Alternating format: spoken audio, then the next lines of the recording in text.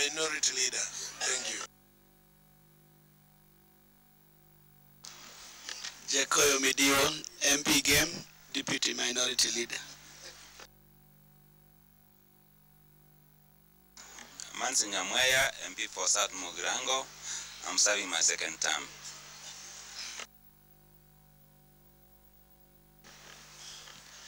Ken Obura, Kisumu City. Isaac Shaban, MP Lafe Constituency. I'm serving my 4th term.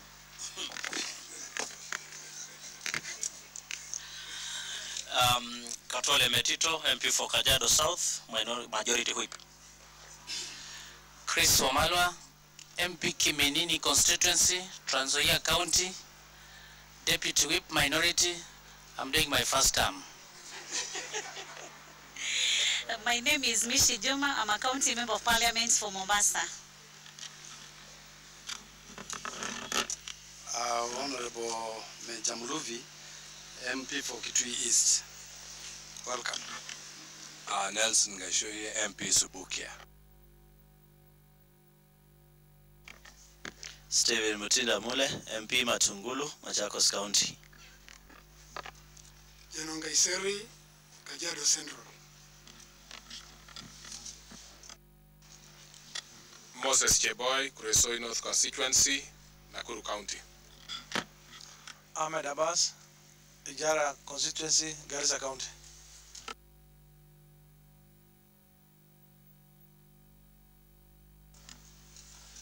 MP for Support Constituency, David Wafula Wekesa. My name is Bundi. I'm the Clerk of the National Assembly. And with me in the Secretariat is Mrs. Florence Abonyo, Director of Committees, and Mr. Peter Chemweno, Deputy Director Committees. All right. Other members will introduce themselves as they join in, but we wish to commence the proceedings. These proceedings are anchored not just in the Act, but also in the Constitution. In keeping with the requirements of the law, we did receive your name as a nominee, Cabinet Secretary for the docket of Social Welfare, Labor, Social Security and Services. And pursuant to the provisions of the law governing this proceedings, did make the communication, and then an announcement was placed in the papers for members of public to participate, since, as you know, the Constitution requires public participation, but that participation is limited to a procedure provided for in the relevant Act.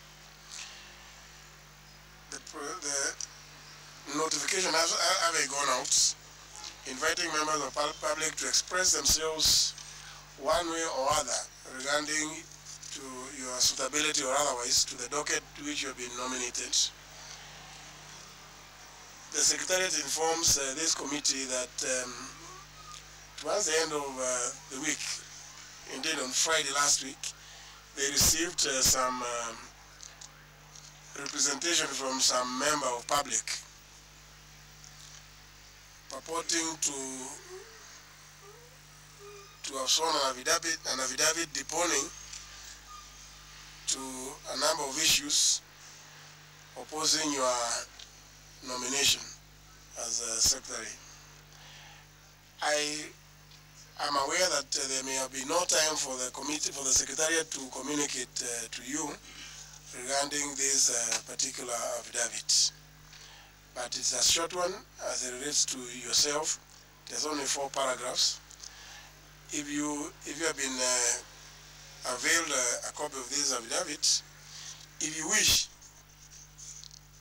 you can make oral rebuttal or comments on the contents of that affidavit where you find appropriate. But as you do so, would want you now to introduce yourself formally to the committee and on record, so that we know that we are actually not mistaking you for your double, that you are indeed the nominee. And then you can give us a brief history of yourself and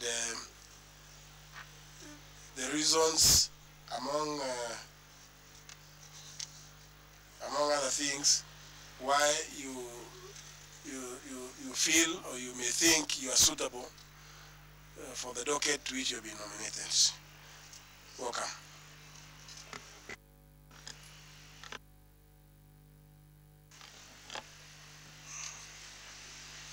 Thank you very much, Mr. Speaker, who is the chair of this very important committee, the honorable members, the parliamentary secretariat, and the media. Mr. Speaker, first let me begin by thanking His Excellency, the President, for appointing me as a nominee for the Ministry of Labor, Social Services and Security. Mr. Speaker,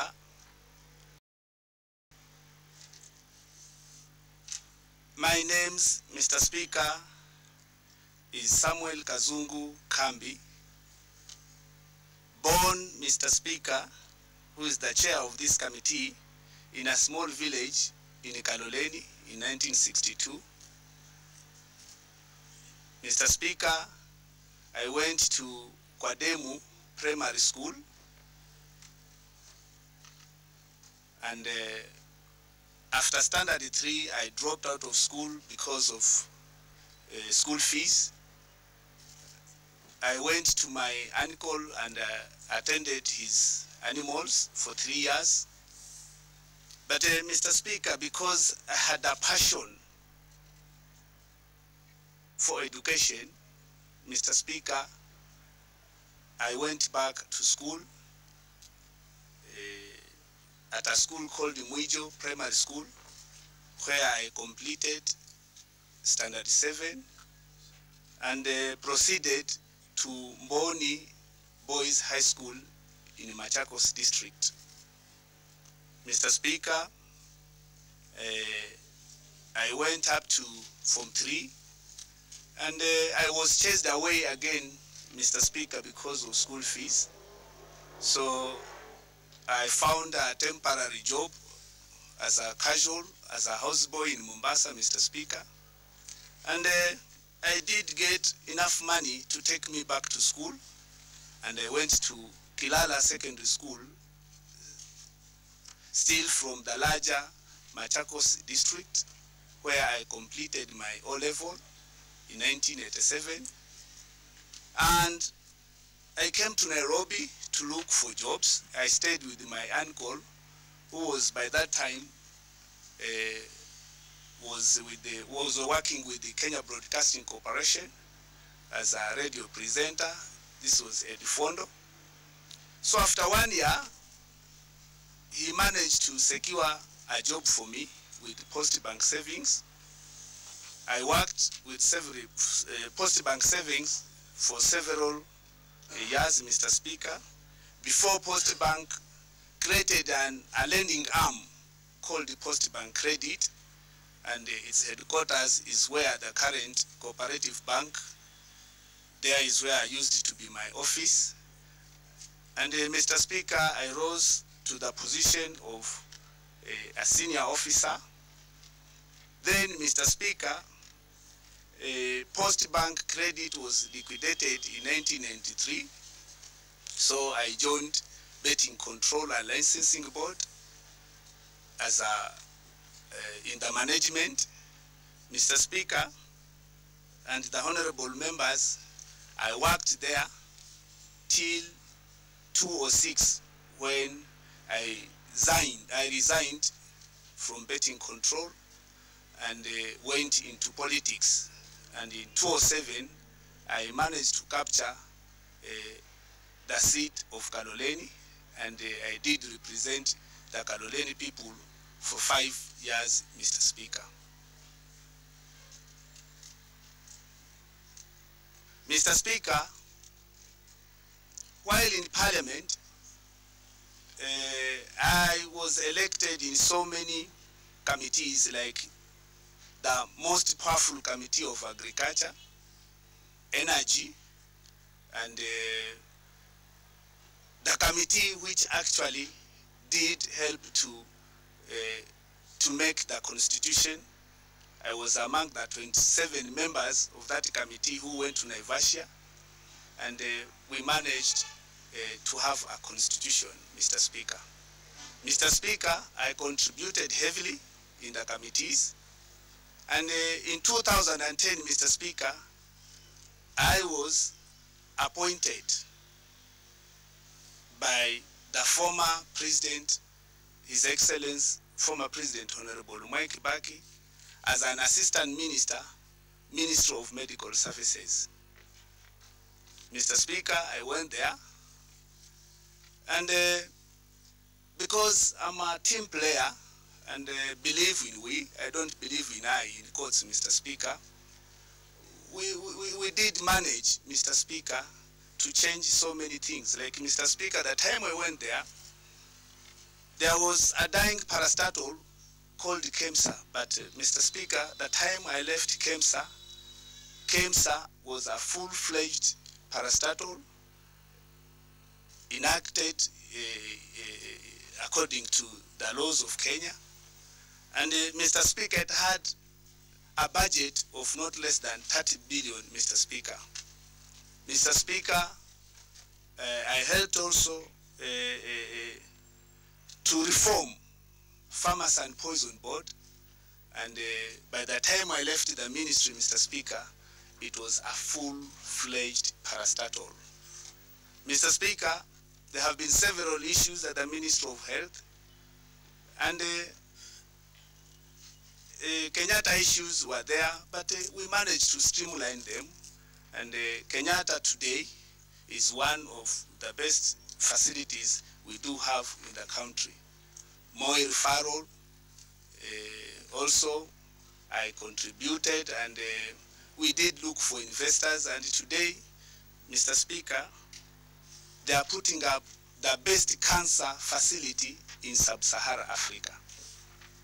So, Mr. Speaker, having been in the government sector, I do understand the structures and the systems of the government, which makes me suitable for this new job. Thank you very much, Mr. Kazungu. Members, the floor is open. You will note the questions that are going to be raised in groups of 5. Not in any particular order. The first shot will go to the gentleman sitting to your immediate left, retired Major Muluvi, followed by Dr. Chris Wamalwa, followed by Kiptanui. Yes, those are 3 or 4. And then Honorable David Wafula, 5.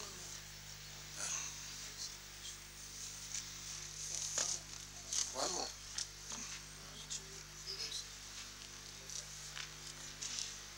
Let the 5th be from this side. Okay, very close, so that you have a mix of the voices. Honorable Mishi from Mombasa County. Thank you, Mr. Speaker. Welcome, Bwana Kazungu. Before I put my question, from your CV, I've seen you have a BA from Baraton University, which you have not mentioned. Maybe you may wish to clarify on that. But I just wanted to know from you, you have been appointed Minister for Labor. The National Social Security as an institution will fall under you. Through the history of its existence, it has been riddled with a lot of land dues, corruption rather. I would want to tell the public of the nation at large.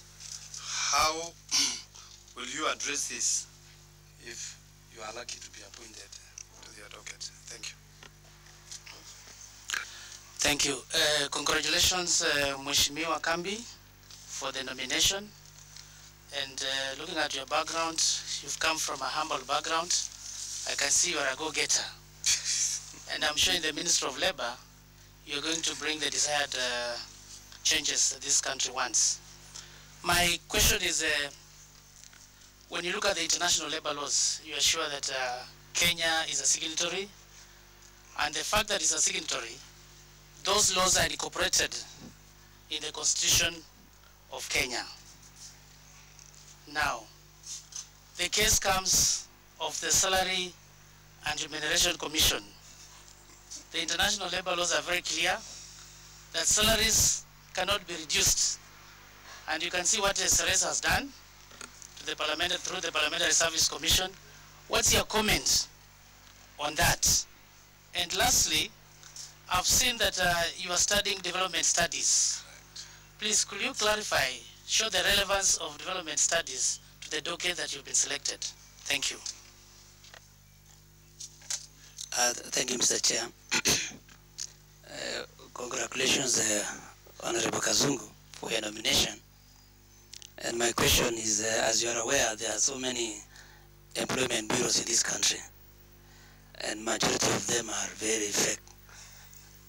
How are you going to deal with these fake employment bureaus so that many Kenyans who are being cheated of employment abroad are safeguarded?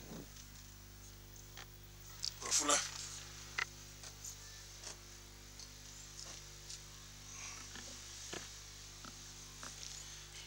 Mheshimiwa Kasungu, pia mimi nachukua nafasi hii kukupongeza kwa kuchaguliwa kwa wasifa wako mpya. My simple question is, what is your take on this new law about domestic workers? Do you think it will work given the strain that will be exposed to employers?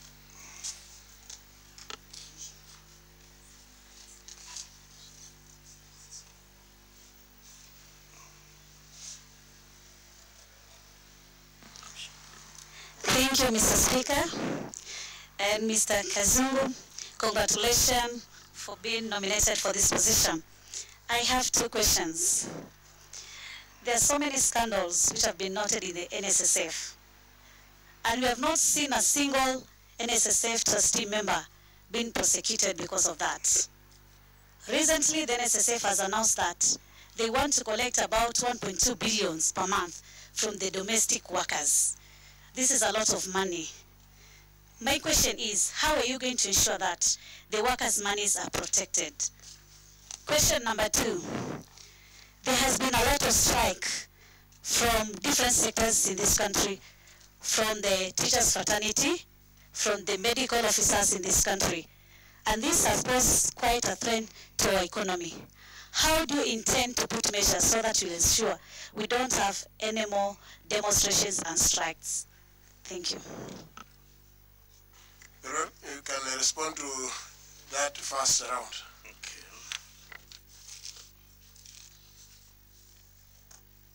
Thank you.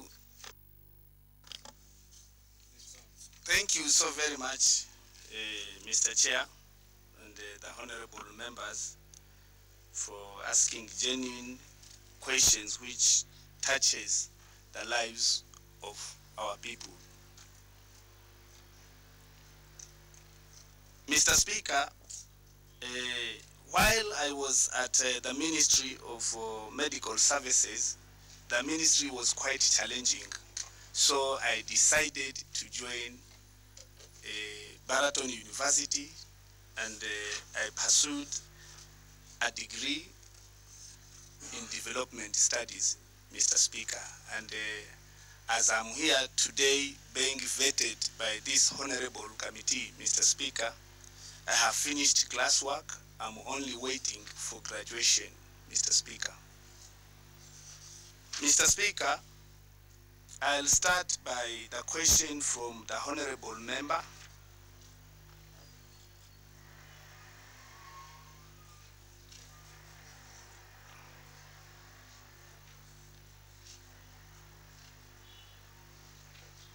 the Honorable Member Major Muluvi, Mr. Speaker. Mr. Speaker, the question was addressing the issues of NSSF, and Mr. Speaker, since I want to deal with this question deeply, I would kindly ask the Honorable Member if he could repeat this question, Mr. Speaker. Thank you. I just wanted to know, NSSF in the past has been riddled with corrupt land deals. If you are lucky to get to be approved to be the Minister for Labor, how do you intend to tackle corruption in NSSF? Thank you, Mr. Speaker and the honorable members. Mr. Speaker, corruption is a cancer all of us must fight. And Mr. Speaker, I hate corruption. I hate corruption, Mr. Speaker. I hate corruption because, Mr. Speaker, corruption all over the world is an enemy to development, Mr. Speaker. And Mr. Speaker, with my degree in development, I know what I'm talking about, Mr. Speaker. So, Mr. Speaker, this is a cancer. All of us should join hands to fight this disease called corruption. And Mr. Speaker, if we look at our new constitution, it clearly states that corruption is not going to be entertained in this country. So I'll put up measures, Mr. Speaker, education to the public, Mr. Speaker, for them to be aware of this evil, bad name, Mr. Speaker, called corruption. Mr. Speaker, corruption should be dealt, and Mr. Speaker, with the help of Parliament. I'll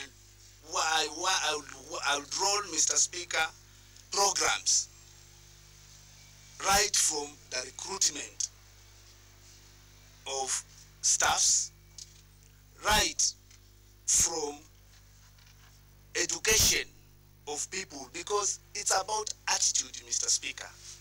So if people could change their attitude towards corruption, Mr. Speaker, this can help to alleviate poverty, Mr. Speaker, because corruption does benefit only few well-connected individuals, Mr. Speaker. And Mr. Speaker, I'll also look at the procurement laws, Mr. Speaker, and if I need that they should be changed so that the guilt can be punished. Because, Mr. Speaker, in the procurement process is where the road of corruption starts. And Mr. Speaker, I want to tell Kenyans and this committee, Mr. Speaker, that I'll fight corruption. If the suppliers supply air, then, Mr. Speaker, I'm going to pay them air.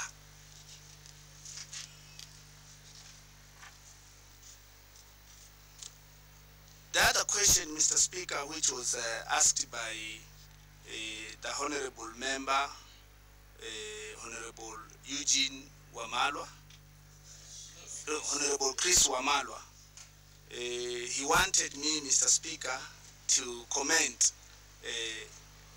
on the salaries of the SEREM Commission and the salaries for MPs.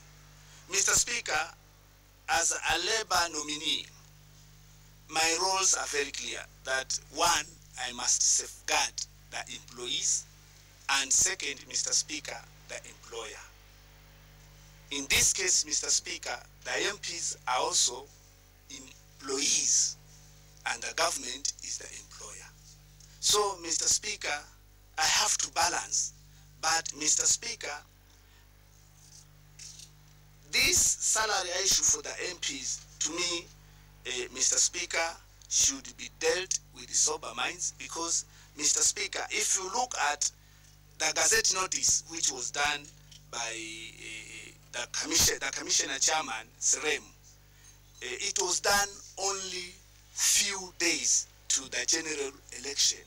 And according to the international labor laws, if you are to give a notice, it should not be less than 90 days. That's according to the international labor laws.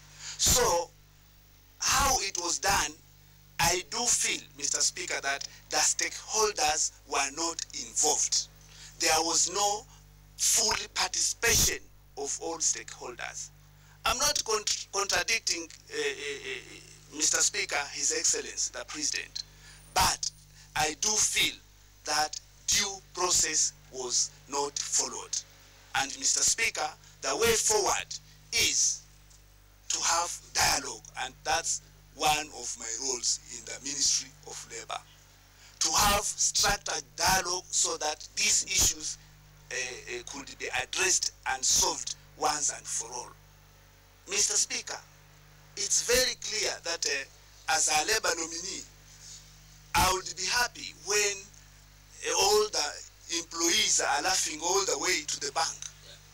I would be happy, Mr. Speaker. But again, we must look at the economical indicators. If the economical indicators, Mr. Speaker, are right, then, Mr. Speaker, there is no, to me, there's no shame, Mr. Speaker, that the members of parliament, their salaries should be increased if the economical indicators are right.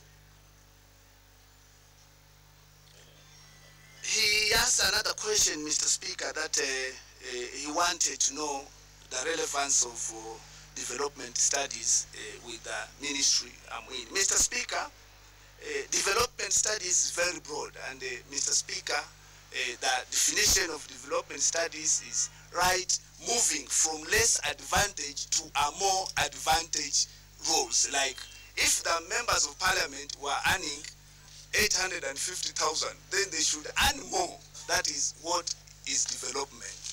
And Mr. Speaker, Mr. Speaker, the development actually looks at the economical indicators, Mr. Speaker, and we have the three pillars of economics, Mr. Speaker. That is political, economical, and the social and cultural. So if all these indicators, Mr. Speaker, are right, then the MPs should not be an exception.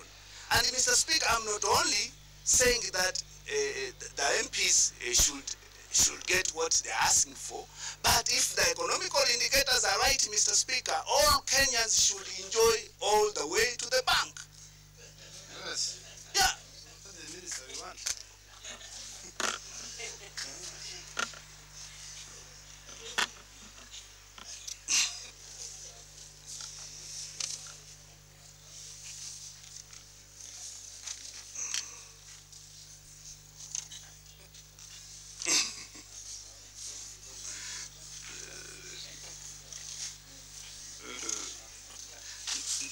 Next question, Mr. Speaker.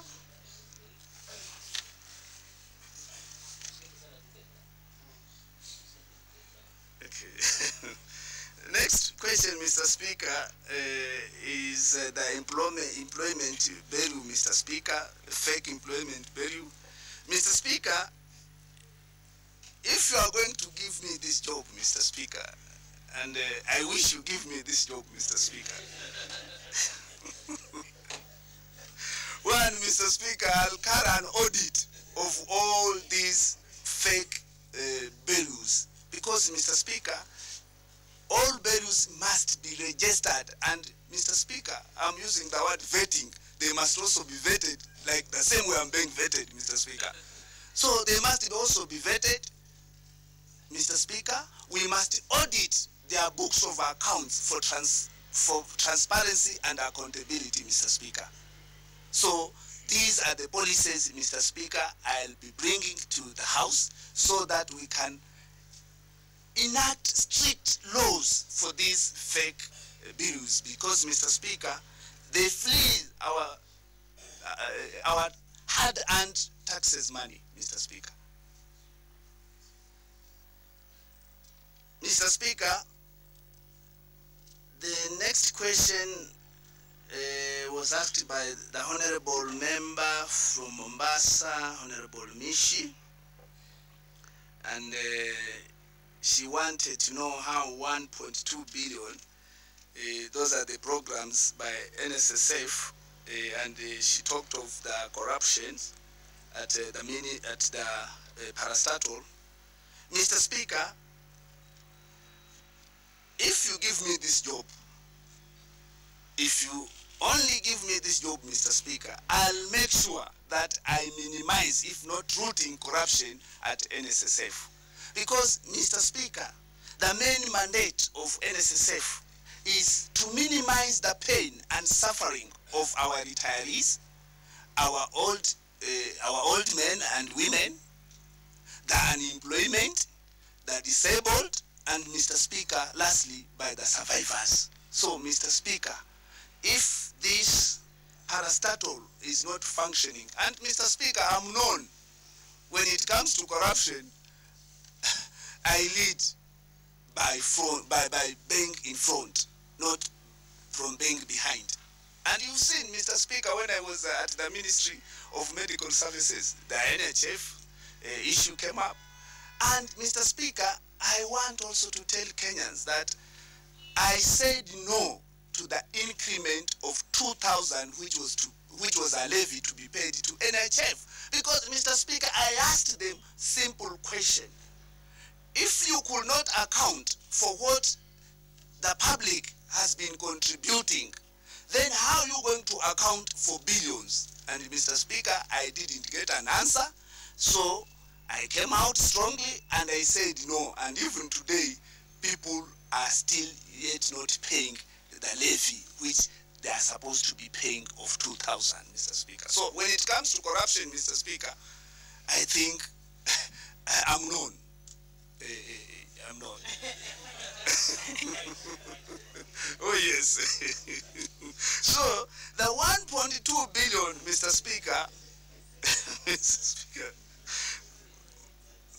Mr. Speaker, I want to say this, Mr. Speaker, that those who will be found guilty, they will be punished according to the law. And I'll implement the Constitution up to the latter, Mr. Speaker. The strikes, Mr. Speaker, by the workers, well, Mr. Speaker, again, I hate strike. I hate strikes, Mr. Speaker. I hate strike, Mr. Speaker, because strike actually stops production. If all the nurses, all the teachers are on strike, Mr. Speaker, it's like we are stopping production. Then, Mr. Speaker, we cannot run this country. So, Mr. Speaker, while at the Ministry again of Medical Services, there were nurses strike, and Mr. Speaker, I managed to solve that issue, and nurses went back to work. I went to Kenyatta National Hospital, Mr. Speaker, and I should say, Mr. Speaker, that I like the term Honorable Member has used, that I'm a go-getter. I signed an agreement between the management of Kenyatta National Hospital and the trade union. And I went to the Minister of Finance, and Mr. Speaker, I was amazed. I was given 700 million for the nurses, and they went back to work, Mr. Speaker. Mr. Speaker, I want to commend the author of this affidavit that I contributed. Mr. Speaker, I didn't. I have not sacked anybody. In fact, in reverse, Mr. Speaker, all the nurses were happy all the way to the bank, and they went back to hospitals, Mr. Speaker. So I tried to minimize, Mr. Speaker, the pain and suffering of my people, Mr. Speaker. Mr. Speaker, again, when the doctors' issue came up, I was in the forefront, and the doctors were saying, Kazungu must go. Kazungu must go. But when I got the money, Mr. Speaker, they said Kazungu must come back. So I think I'm here back again, Mr. Speaker. So I think the issue of strikes, Mr. Speaker, if you give me this job, will be a thing of the past, Mr. Speaker.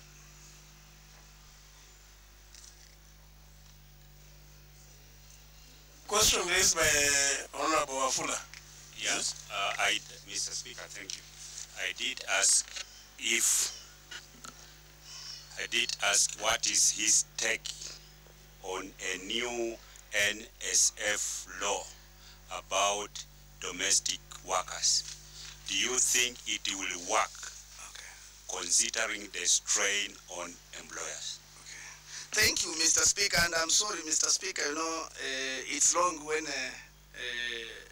I've presented myself before a committee, and I do remember I used to do it the time I was an assistant minister, so sorry, honorable member. But Mr. Speaker, this issue of domestic workers, well, it's a noble idea because, Mr. Speaker, one question I've been asking myself since the day I was nominated as a cabinet nominee for this ministry, I've looked at the number of employees in the private sector and also in the public sector, and Mr. Speaker, it's about 15 million, Mr. Speaker. But if you look at the membership of NSSF, it's only about 1 million. So, Mr. Speaker, there's always, it seems there's a problem, Mr. Speaker. But, Mr. Speaker, I'll be able to arrest all of these problems even before they become an emergency, Mr. Speaker, if you give me this job. So, Mr. Speaker, the issue of this is good, but we must involve all the stakeholders, Mr. Speaker. That has not been done. And, Mr. Speaker, if today we collect 400 from a particular domestic worker from this house, and tomorrow that domestic worker leaves that house, goes to another house, so it is not possible, and we do not have the infrastructure for this, Mr. Speaker. So if you give me the job, I'll go involve all the stakeholders, Mr. Speaker, restructure the system, and put up systems, Mr. Speaker, which can work with or without, Mr. Speaker.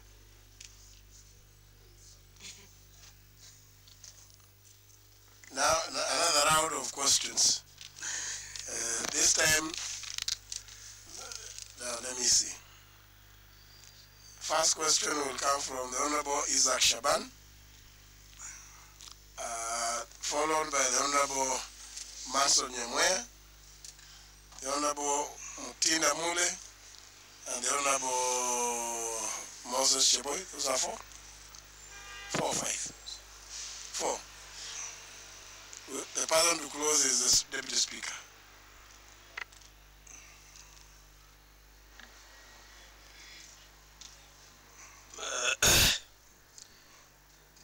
Mr. Kazungu, we appreciate your humble beginning to where you are now. How do you intend to keep out street children out of the streets? There are a number of thousands of street children roaming everywhere in this country. Taking into consideration that every child has a father and mother. Where I come from, every child is accountable. Unfortunately, in many parts of this country, the children of prominent persons, only some of them including members of parliament, only service when the father dies or the mother dies. I don't know, usually the father. How do you intend to ensure that all children are accountable as much as possible so that we don't have any street children out of our streets who cause menace? 2, we have a Children's Act, and a lot of your duties revolves around your docket. In some parts of this country, the Children's Act, we know that every child must go to primary and secondary education, attain secondary and primary education. That's an act of the Children's Act, which is already been passed by Parliament. In some parts of this country, there are less than 10% of the children, the school-going children, less than 10% who are in school, particularly the pastoral areas. What are you going to do to ensure that this act is complied with? 3, this country, we are now 50 years, or now 50 years old. We have in the same domain with countries like the Far East, Malaysia, Indonesia, those countries in the Far East, the Tiger countries, who's now, the members of the old age are all pensionable. What do you see, what's your vision to ensure that every Kenyan who has attained old age is pensionable?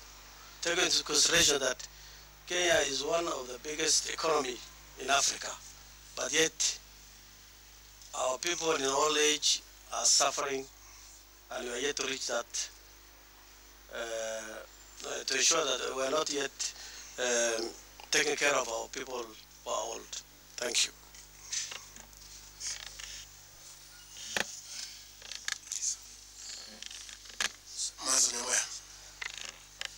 Thank you, Chair. I want to take you back on the form you fill, 20B.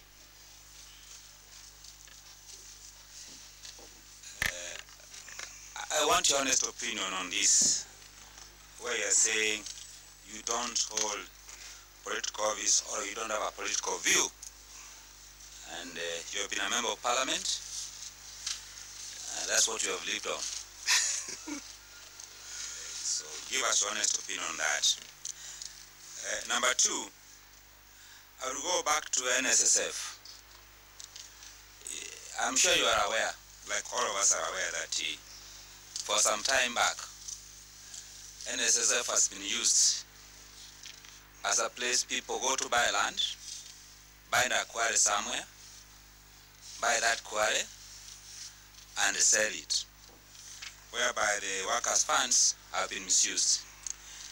What can you tell us? What steps are you going to take to ensure that the assets of NSSF comply with the Act and the funds are almost liquid? The investment, if it's done, is done in treasury bonds, so that the funds of the workers are not misused.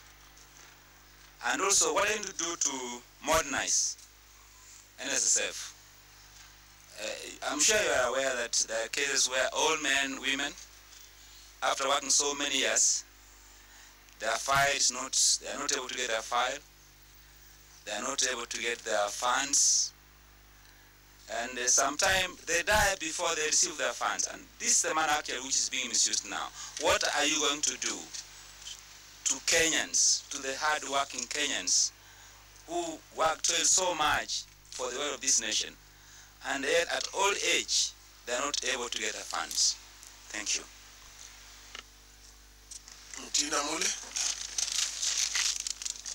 Thank you very much, Honorable Kazungu. I want to congratulate you for being nominated to this Minister for Labor. I had two questions. One has been asked by my colleague Shaban, and this is regarding the children protection. We know very well we have laws within the country to protect our kids for forced labor and everything. But at the end of the day, you watch the media, you go to the village, you find kids are still under child labor. They're doing child labor. So please give us your view and your vision to curb this child labor in the country once and for all. The second thing is that as a trade, you find that Kenya, we are losing the most important labor force to the international market. And we need some of these people have been educated using government coffers money. And the moment they get to their cream, they are moving to international world to secure better jobs and better employment, whereas they were educated using government money. How are you going to make sure that we protect the international labor migration of our labor to better remuneration out there? Thank you.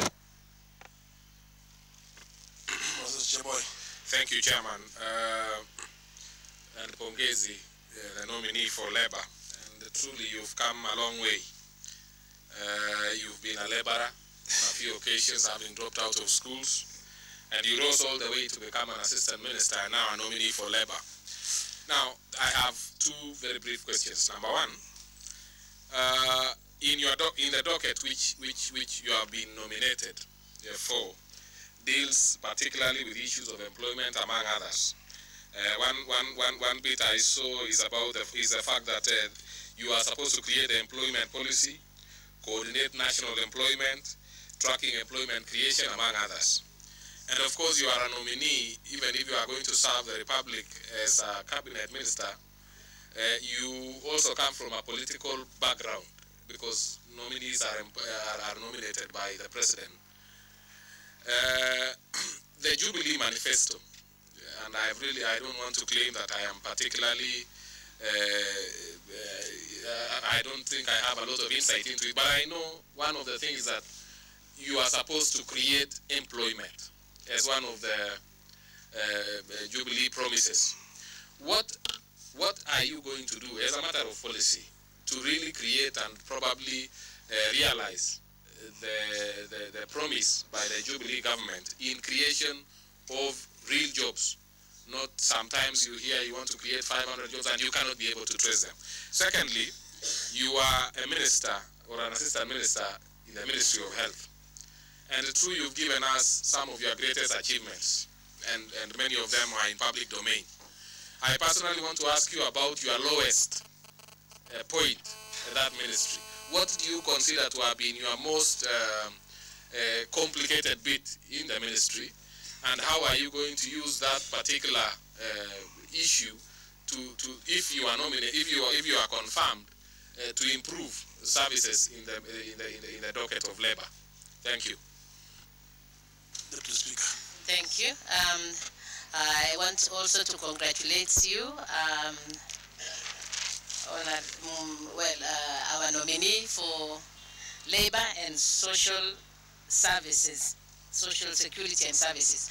Mine is looking at the Social Security and Services part. I am sure you know there is a belief that Kenya is one of the most unequal countries in terms of those that have and those that do not have. I am also sure that you are aware about the cash transfers that have been given for various groups, vulnerable children, vulnerable, the aged, and several other groups. But I'm sure you know that these are all very all over the place. They are in so many different ministries, from agriculture to social, to the former agenda, to youth and several arid areas.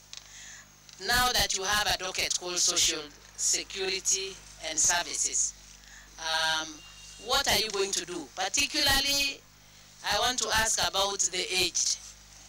You know, at least I'm sure all these politicians here will tell you, at every forum, when you are in the constituency, if there is the next thing you'll be asked is, what about this money for the old people? Where is it?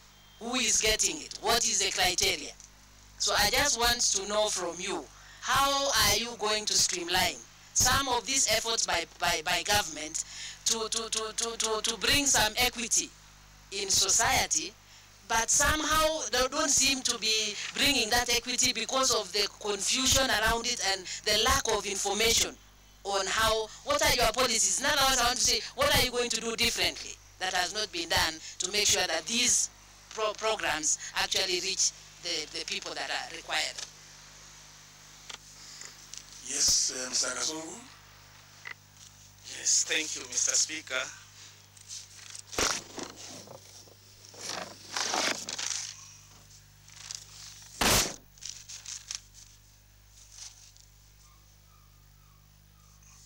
Mr. Speaker, let me start with my good friend, Honorable Shaban, Mr. Speaker, about the children that are on the street, Mr. Speaker, and the pensionable, the economy, Mr. Speaker.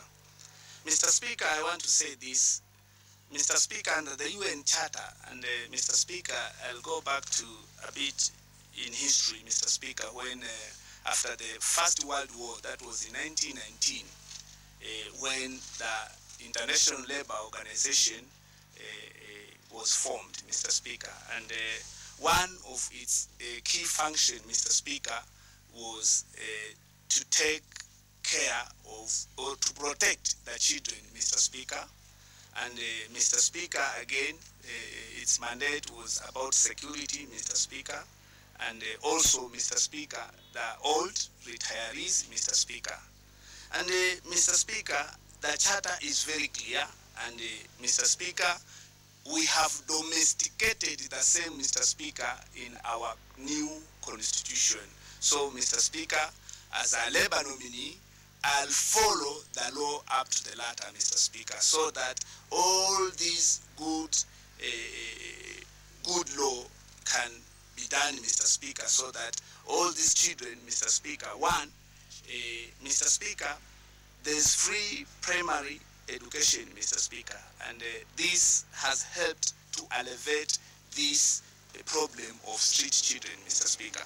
However, Mr. Speaker, I'll ask for more resources so that we can build centers, Mr. Speaker, for these children to attend to school. Because, Mr. Speaker, all over the world, it's only education which can reduce poverty. And it's because, Mr. Speaker, that most of the parents are single parents and they don't have an income, Mr. Speaker.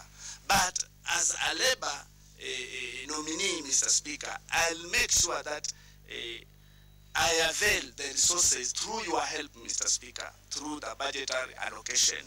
Mr. Speaker, as a leader, one of my roles is to mobilize resources and also the source, Mr. Speaker. So I'll make sure this is done, Mr. Speaker.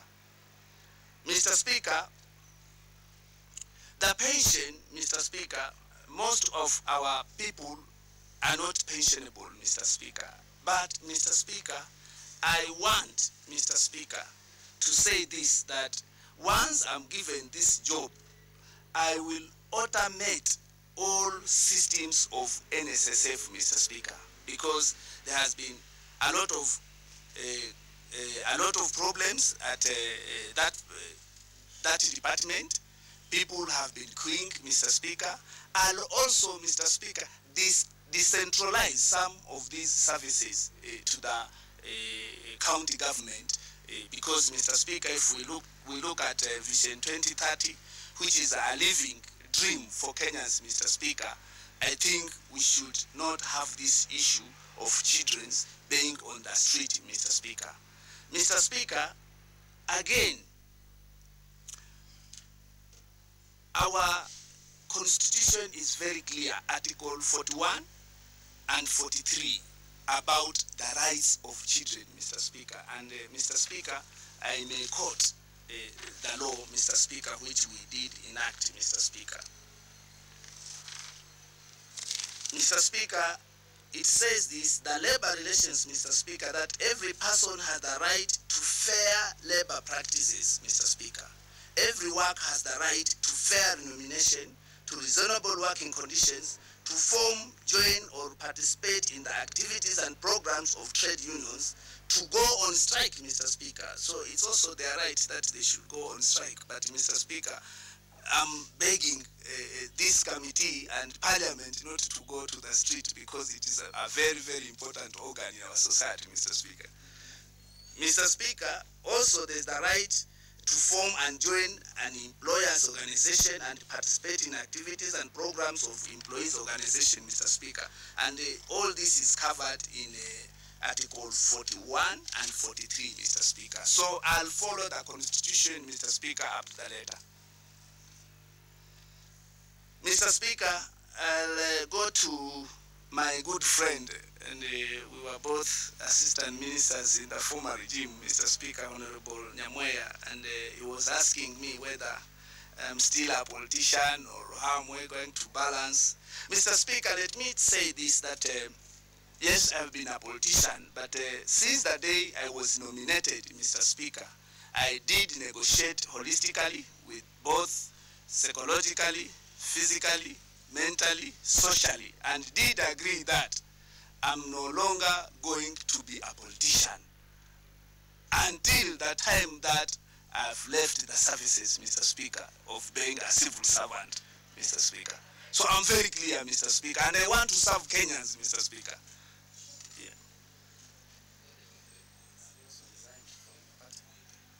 And also, Mr. Speaker, I have already resigned from my party, but I was just a member, Mr. Speaker. I didn't have any big position, Mr. Speaker. Mr. Speaker, again, the honorable members about the investment of that NSSF kit. Mr. Speaker, let me say this, that NSSF is one of the blue chip parastatal, Mr. Speaker. But if you give me this job, Mr. Speaker, I'll make sure that we have prudent investing policies, Mr. Speaker, so as to protect this fund kit, Mr. Speaker, because people have invested in banks which are not even existing, Mr. Speaker, or treasury bonds which keeps on fluctuating. But Mr. Speaker, I do promise you that I'm a banker. I've worked in the banking industry, Mr. Speaker. I'll do a prudent investment program, Mr. Speaker. So this fund will be safeguarded, Mr. Speaker. Mr. Speaker, again, the problems of NSSF are historically, but I cannot say that, Mr. Speaker, I'll sort them out immediately, because even Rome was never built in a day, Mr. Speaker. But I want to say this, Mr. Speaker, I will automate all the systems, Mr. Speaker, because you remember, Mr. Speaker, if you look at the Jubilee Manifesto, we are digital age. So, Mr. Speaker, I'll make sure that every system is automated, Mr. Speaker.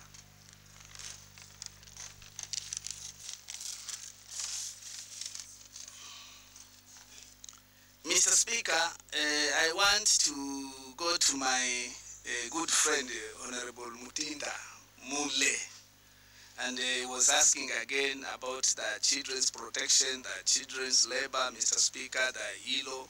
Mr. Speaker, as I have mentioned earlier, that we are going to domesticate, and it has already been done in the Constitution, Mr. Speaker, the International Labour Organization laws, and I have said the mandate of International Labour Organization, that one is to protect the retirees, the old, the disabilities, and also the survivors, and also the unemployed, Mr. Speaker, are taken care here, Mr. Speaker. So, Mr. Speaker, we have already domesticated the law, and I'm going to follow the Constitution, and I'll be one of the first people to implement the Constitution, Mr. Speaker, because I know where it came from, Mr. Speaker.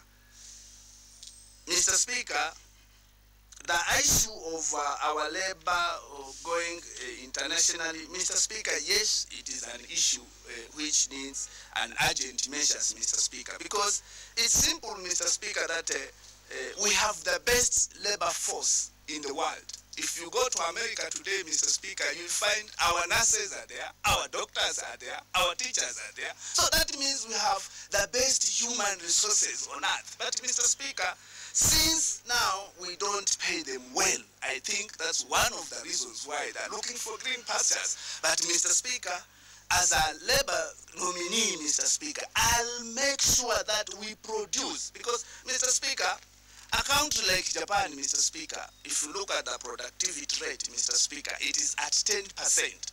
And if you look at the productivity of Kenya, it is at 0.02%. So there's a big difference. What is it we don't do that we cannot be at 10%? So, Mr. Speaker, again, that means, again, we should go to the skilled labor. We put up vocational centers, Mr. Speaker. We train the mid-level, Mr. Speaker. And I would like your permission, Mr. Speaker, if I can give a small story to illustrate this, Mr. Speaker, with your permission, Mr. Speaker. Well, I think I see members are interested in the story. Because it's very, very relevant, Mr. Speaker. It is very relevant. Yes, Mr. Speaker. If it advances the cause. Yes, Mr. Speaker. Go ahead. Mr. Speaker, we are talking of the tiger economies like Malaysia, America, Japan. But Mr. Speaker, there was a cardiologist, Mr. Speaker, in America, well-trained cardiologist, Mr. Speaker. So one day, as he was attending his patient, his pager rang, and when he looked at it, he saw a message from his dear wife that, look, the kitchen is leaking, and we urgently need a plumber. So, Mr. Speaker, because he had the list of telephone numbers of all the plumbers, he did call a plumber, and the plumber went to the house, attended to the problem, and he raised a bill of $100. So when the doctor came and was given the bill, he started complaining. He said, look, this bill is too much. $100, I've been a cardiologist for 35 years, and I've not even charged half of this for consultation. So why you as a plumber? Then the plumber said, look, my friend, I've also been a cardiologist for 40 years, so I have better experience than you are. But it's only in plumbing where money is. So if you don't want to pay this, come to this plumbing job. So, Mr. Speaker, what I'm saying is, we always look at education and knowledge. But, Mr. Speaker, we should look at the middle-level skilled labor. This is where we can start growing our economy into double digit, Mr. Speaker. And it is doable, Mr. Speaker, if only we build vocational centers, training centers, Mr. Speaker, so that we can have all this skilled labor. Mr. Speaker, research has shown that for every university graduate, we need about 10 people.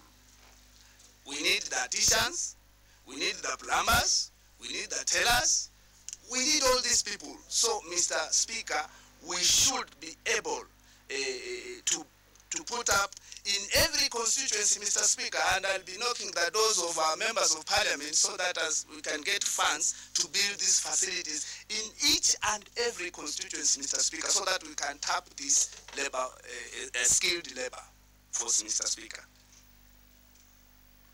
Mr. Speaker, I'll go to Honorable Cheboy.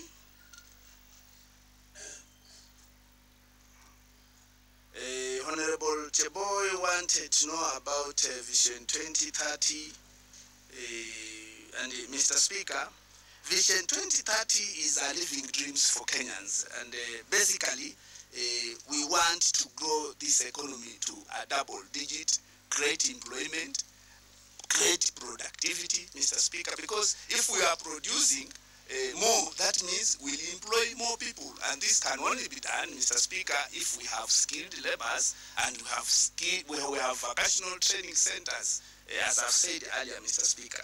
So, Mr. Speaker,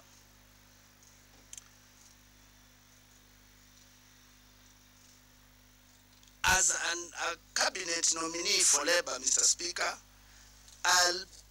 I'll bring policies, good policies, Mr. Speaker, which can faster track the process of employment, Mr. Speaker. Because if we create employment, if all young men and women are employed, Mr. Speaker, we'll avoid situations like child labor, we'll avoid situations like the other day, Mr. Speaker, we heard from Mombasa that there were some young girls of this country that actually, I don't want to say it, but Mr. Speaker, it was quite pathetic. So, Mr. Speaker, if only these vocational training centers are in existence, Mr. Speaker, these people would have done this training, 6 months training, and they would have been employed into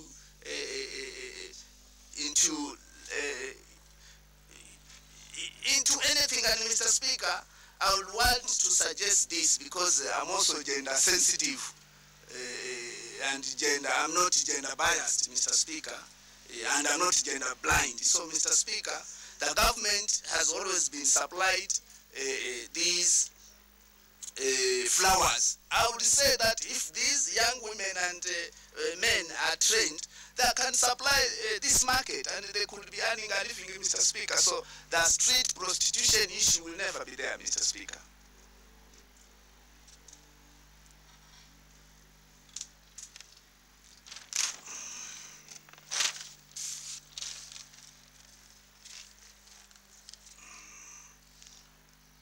Mr. Speaker, our Deputy Speaker, Dr. Laboso, asked what is this social security. Mr. Speaker, the social security is security, one, to the retirees, two, the unemployed, two, the disabled, two, the minority, and also the old age, Mr. Speaker. The problem we are having with our system, Mr. Speaker, is that people access this money when they are almost going to the graves. So this is something, Mr. Speaker, I reverse and make sure that people do enjoy what they have contributed to this scheme early enough, and it can be done, Mr. Speaker, because this money is with the NSSF. We can invest the same, and we can get, we can actually put the interest back to the people, and they could be enjoying their money before their 90 years and before they're almost going to their graves, Mr. Speaker, so that they can also be productive, Mr. Speaker. Very well. Next round. This is going to be the last. Mr. Speaker, a simple biological function, Mr. Speaker. Yes, I think we, yes. That's, permission is granted.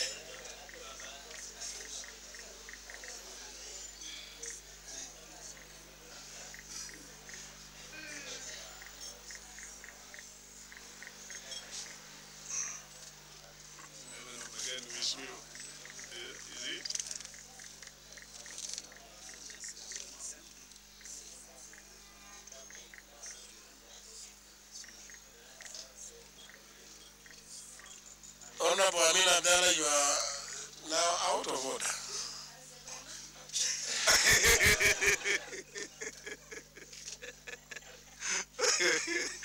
The Honorable Jamle Kamau, the Honorable Katole Metito, the Honorable Naomi Shaban.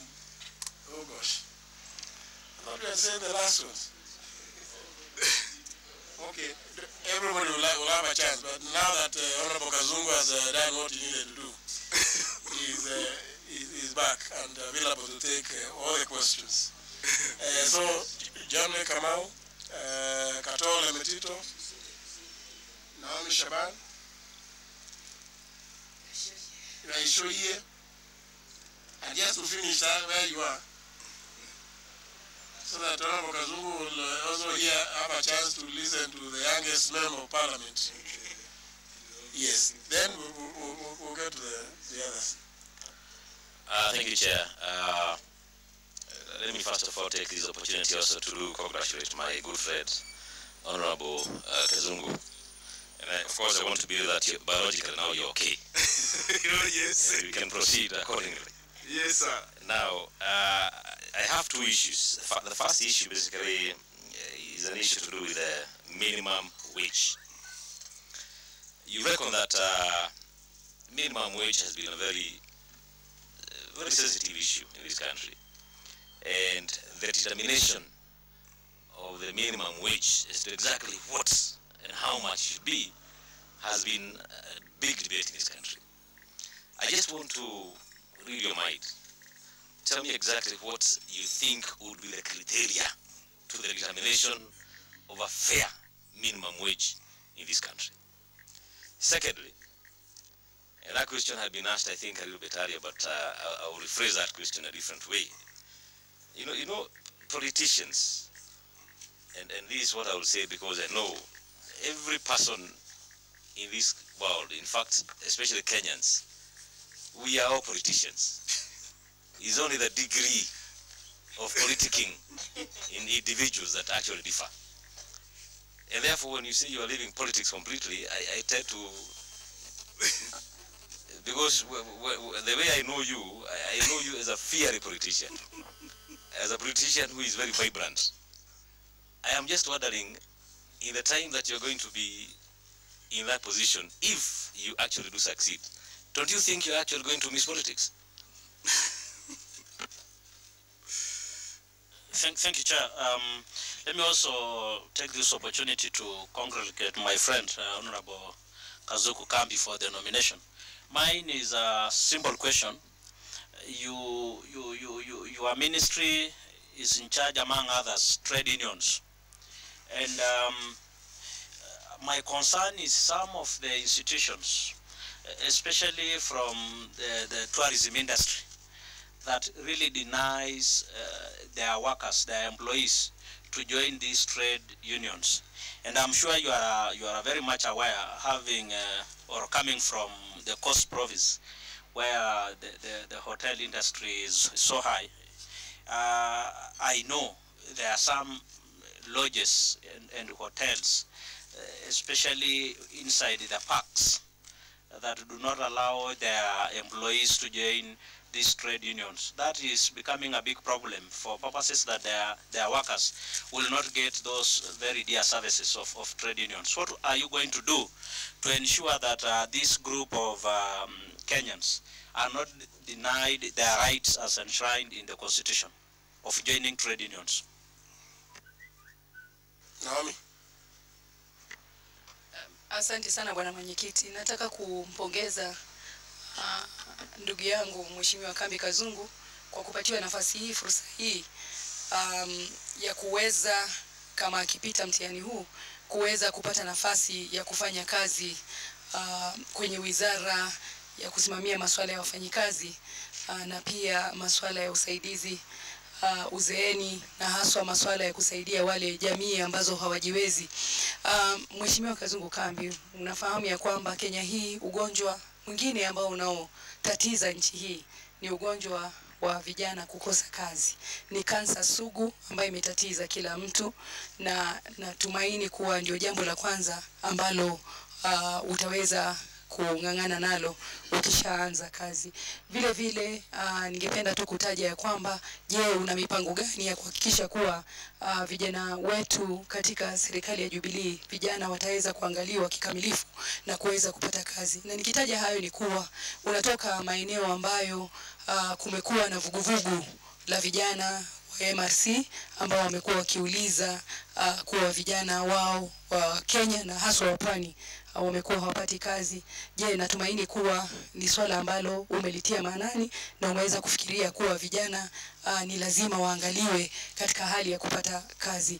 Vile vile Umoja wa Mataifa uliweka kiwango cha chini cha kuwalipa wafanyikazi wa nyumbani, wafanyikazi wanaotusaidia kule manyumbani kwetu. Kuna kiwango cha chini cha pesa kilichowekwa, lakini tatizo sugu lililoko ni kuwa kiwango kile cha chini, ukiangalia zile pesa ambazo wameweza kuwekewa kama kiwango cha chini, inakuwa shida sana kwa wafanyikazi wa serikali ambao pia mishahara wanayoipata ni hafifu, na kwa vile ni kidogo wanashindwa vile wataweza kutekeleza masuala hayo ya Umoja wa Mataifa. Na sisi kama nchi ya Kenya, sisi ni wanachama wa Umoja wa Mataifa na ni sharti tufuate vile uamuzi umefanywa kwenye Umoja wa Mataifa, isipokuwa wafanyikazi wetu wale wafanyikazi hasa wa serikali mishahara yao iko chini sana.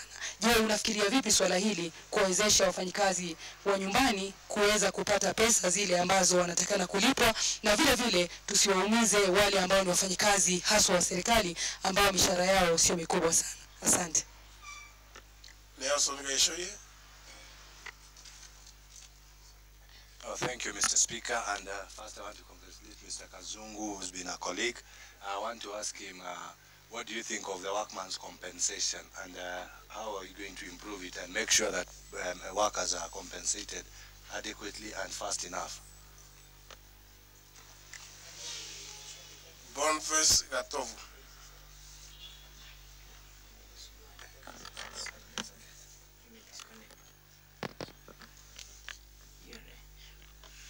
Thank you, Mr. Chairman. Congratulations, Honorable Kazungu, on your appointment. Now, I wish to ask a question very much related generally on what you'll be doing at the Ministry of Labour and Social Securities. What would you wish to be your biggest legacy? Because really, I would wish us to have cabinet secretaries who have a dream, a bigger dream for this country. And we've seen people who have gone with a bigger dream beyond, as cabinet secretaries, like the late Honorable Michuki. We can remember him for the 40 and for the transport sector. Now, I wish you're coming to this, having a very big dream. That's something that would be a landmark. Let's say something a line of children, something very specific. What would you wish to leave as your biggest legacy here? Maybe in a specific line, but something very specific. Thank you. Yes, you can. You may now respond to those.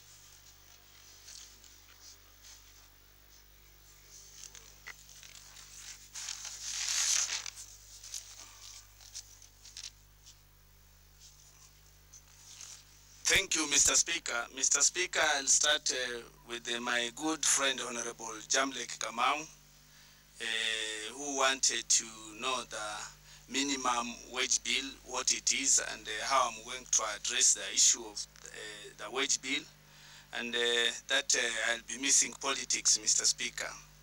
Mr. Speaker, first let me take this opportunity also to thank His Excellency the President during Labor Day celebration, where he did increase the minimum wage bill for about 14%, Mr. Speaker. So, Mr. Speaker, this is a good gesture if you consider the factors of economy, but still, Mr. Speaker, His Excellency the President, because he likes his subject, Mr. Speaker, he did increase it to 14%. Mr. Speaker, the minimum wage bill as a labor nominee, because, Mr. Speaker, my roles will be, Mr. Speaker, to balance between the employees and the employer, Mr. Speaker. So, one, Mr. Speaker, I'm an arbitrator of the last resort, Mr. Speaker, just like Central Bank is a lender of last resort, Mr. Speaker. So, Mr. Speaker, to bridge this gap, because, Mr. Speaker, as a labor minister, I still love, and I'm sure, and I hope that you are going to give me this job, Mr. Speaker.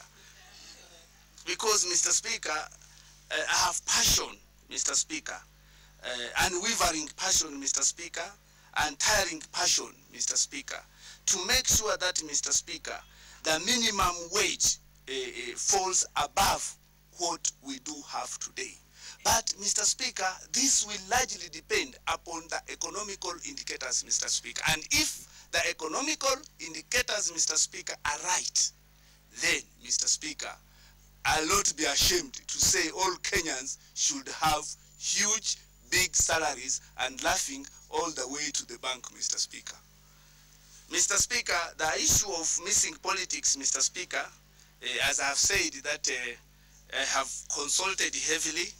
I have negotiated with both my spirit, my body, and everything, Mr. Speaker. So I have decided that I want to serve Kenyans in a different capacity.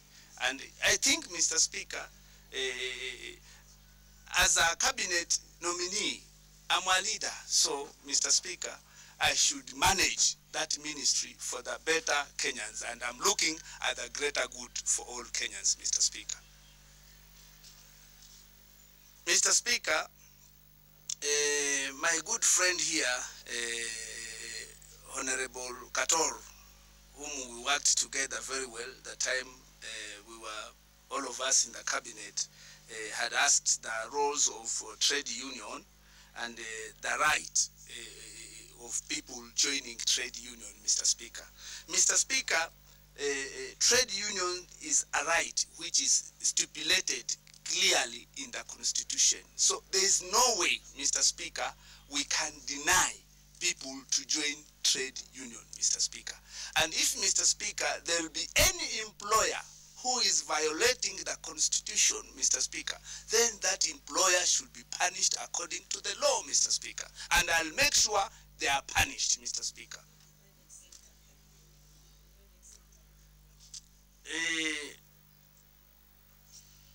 Ninarudi kwa mheshimiwa aliyekuwa waziri wa jinsia, Mheshimiwa Naomi Shaban, ambaye ni dadangu kutoka kule Pwani, na alikuwa anauliza vile jinsi mimi nitaweza kufanya vijana wapate kazi, wawe na ajira mzuri, na kile kiwango cha chini ni hafifu.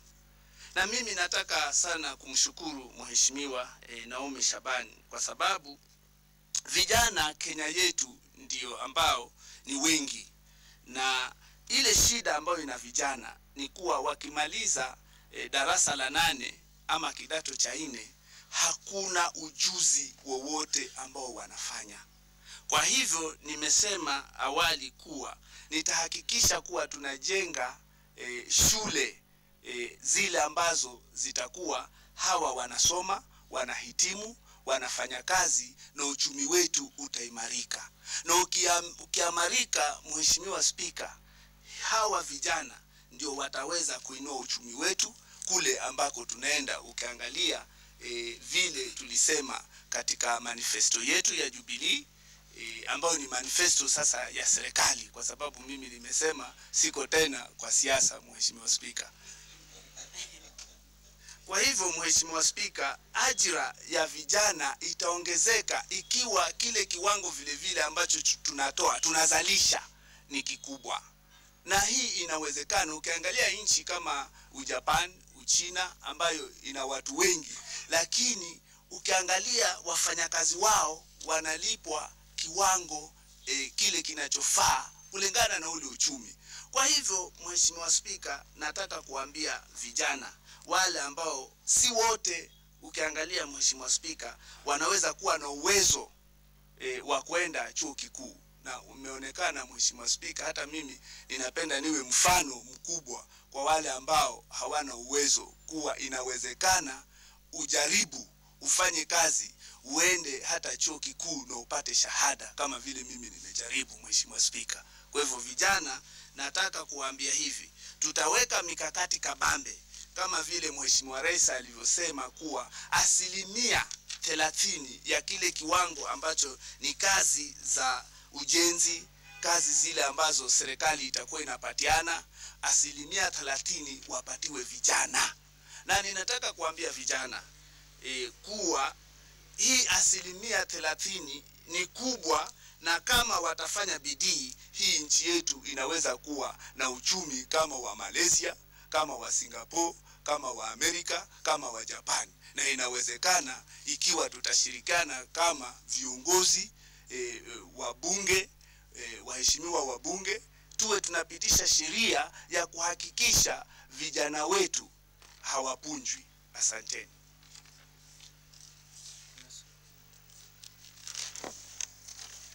Honorable Gaishoye and a question, and the Honorable Gatofu.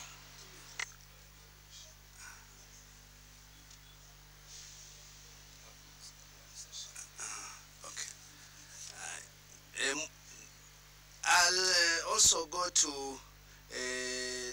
my next honorable member of parliament, Honorable Gatobu, because he sits next to me before I go to my good old friend, and we are still friends.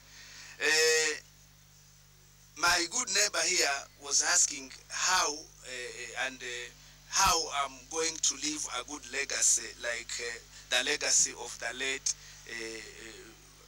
Environment Minister, Honorable Michuki. And Mr. Speaker, let me say this, Mr. Speaker, that I have the commitment, I have the passion, unwavering, untiring passion to make sure that, Mr. Speaker, I leave a good legacy. And Mr. Speaker, it is doable. I believe in we, and we are going to work as a team to make sure that we achieve this dream. And Mr. Speaker, while I was at the Ministry of Medical Services, there are so many policies I did, and I want to say that most of these were successful. And I believe, Mr. Speaker, again, in the 3 successful pillars that I am, or we are, we will, and we are. So, Mr. Speaker, I'll make sure that I'm going to build the best legacy ever seen in the Kenyan history, Mr. Speaker.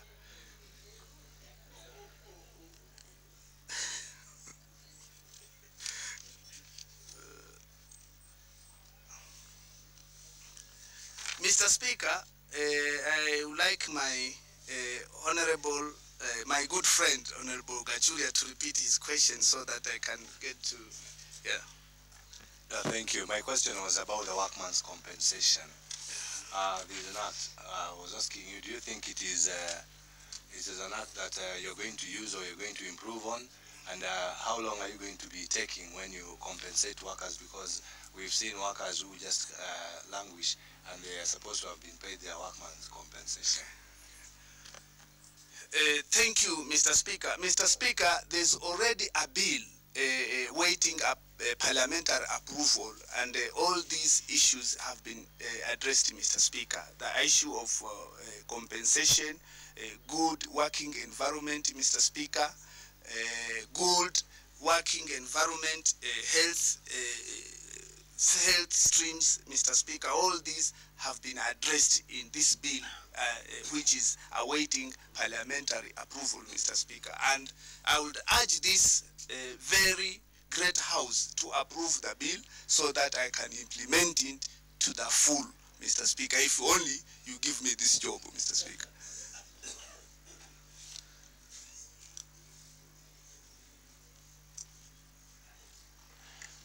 The next round, I hope it will be the last. Well, that was the last? The Honorable Conchena doesn't believe so. He should get a chance to ask Honorable Kazungu Kambi something. Now that he's fresh from the biological. Okay, Mheshimiwa, thank you for the nomination. Now, the Board of Finance Committee of the NSSF does approve and it authorizes payment for all the checks. So how are you going to ensure accountability and to ensure that these funds actually don't get misused, because that is the source of corruption in the NSSF. The board is self doing that. That's one. Number 2, you have a petition against the current MB for Kaloleni, Mr. Honorable Nguga. Now that he should get a job, are you still going to pursue this, or you are going to drop it?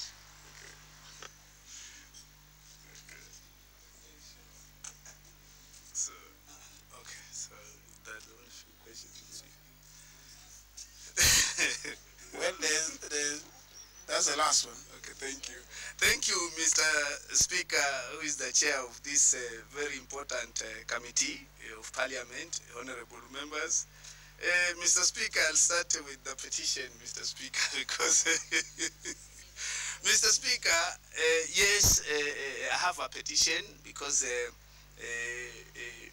after the general election, the Kaloleni people were crying that their rights were violated, and it's when I decided to petition the current member of parliament, who is also my good friend.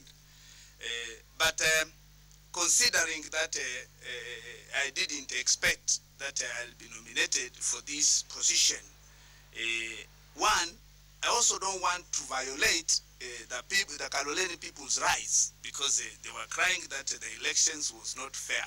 However, Mr. Speaker, we are already in discussion with the current MP, and if Mr. Speaker, like we were with him last week, and he did agree that, okay, mistakes were made, then Mr. Speaker, if he agrees, and he did agree that mistakes were made, then I'll withdraw the case once, if you approve me for this job, Mr. Speaker.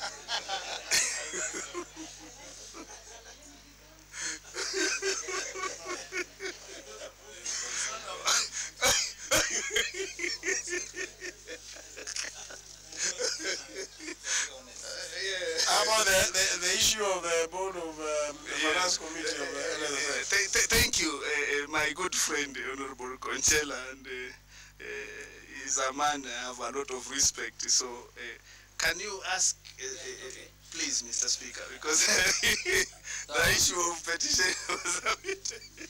Okay, you have a board of NSSF, and particularly the finance committee of that board. It authorizes and pays checks. So how are you going to ensure that corruption is not going to continue because of proper accountability or whatever? What are you going to do about it? Okay, thank you, Mr. Speaker. Mr. Speaker, for the first time, the NSSF Board of Management did produce audited report, and it was published all over the papers. However, Mr. Speaker, as I've said, that at NSSF, the corruption is a historical thing, and but, Mr. Speaker, I'm determined to eliminate corruption at all my departments. Because, Mr. Speaker, I know what corruption is. We've had corruptions. People have suffered because of corruption. Corruption is an enemy of development. So, Mr. Speaker, I'll make sure that there's no corruption at the department of NSSF. And those found to be corrupt, Mr. Speaker, they will be sacked, prosecuted according to the law, Mr. Speaker. If you only give me this job, I promise you I'll do it.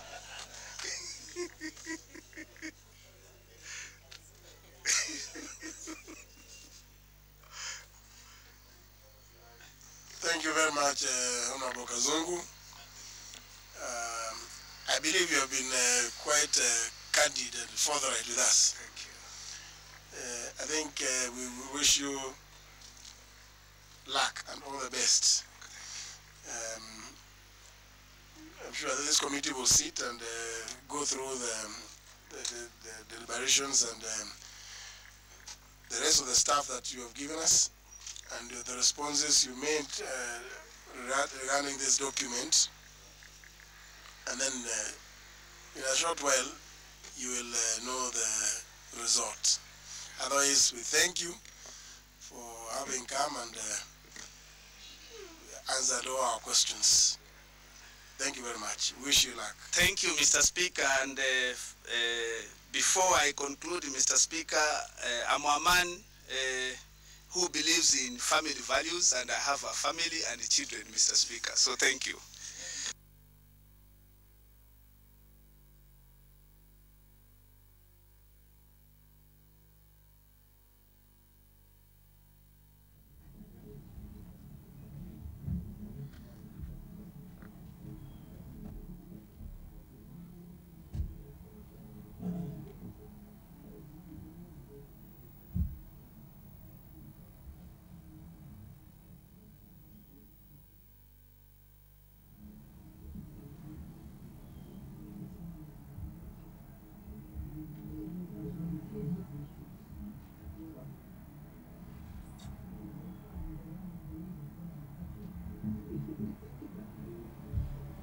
you very much, Mr. Speaker. I think I'm a good part. May God bless you. Lazy too.